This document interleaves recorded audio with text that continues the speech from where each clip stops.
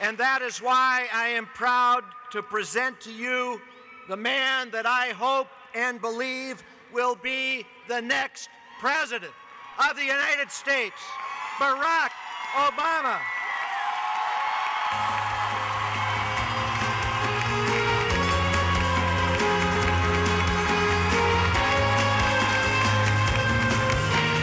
This is no ordinary election because we're in a defining moment in our history.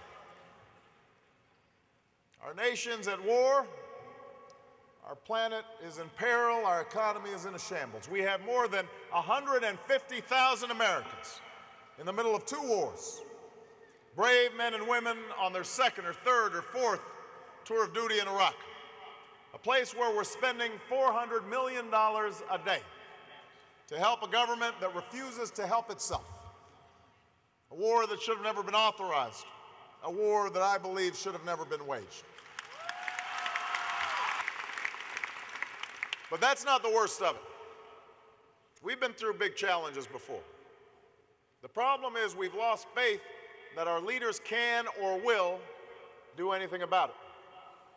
For too long, too many in Washington have been either out of touch or out for their own survival. They cling to the policies of the past, or a tired politics that values scoring points against your opponent over solving problems for the people who send you to Washington. A politics that exploits our differences instead of focusing on the hopes and values we share as a nation.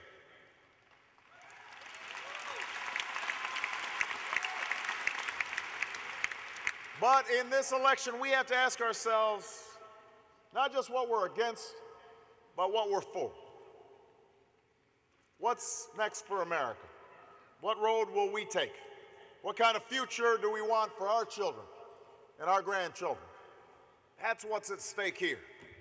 That's why not only Democrats, but independents and, yes, even some Republicans, we call them Obamacans, have turned out in record numbers all across the country. It's because we know that this moment of great challenge is also a moment of great opportunity. We know that this election is our chance to start over, to finally come together and solve the problems we've been talking about for decades, to put America on a different path, a better path, and that's why I'm running for President of the United States of America.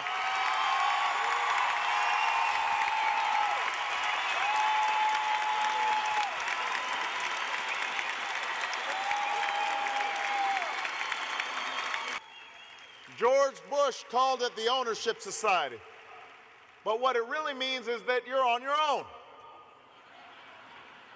If your premiums or your tuition is rising faster than you can afford, you're on your own. If the factory you've worked for 30 years closes its doors and sends your job overseas, tough luck. And so, North Dakota, I want you to understand that I can't do this on my own. Kent Conrad, Byron Dorgan, Congressman Pomeroy, we can't do it on our own.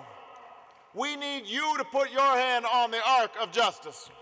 We need you to organize. We need you to mobilize. We need you to hold us accountable. We need all of us to be better neighbors and better parents and better citizens, because I promise you, if all of you are engaged and involved, I will not just win this nomination, I will win this general election, and you and I together, we will change this country and we will change the world.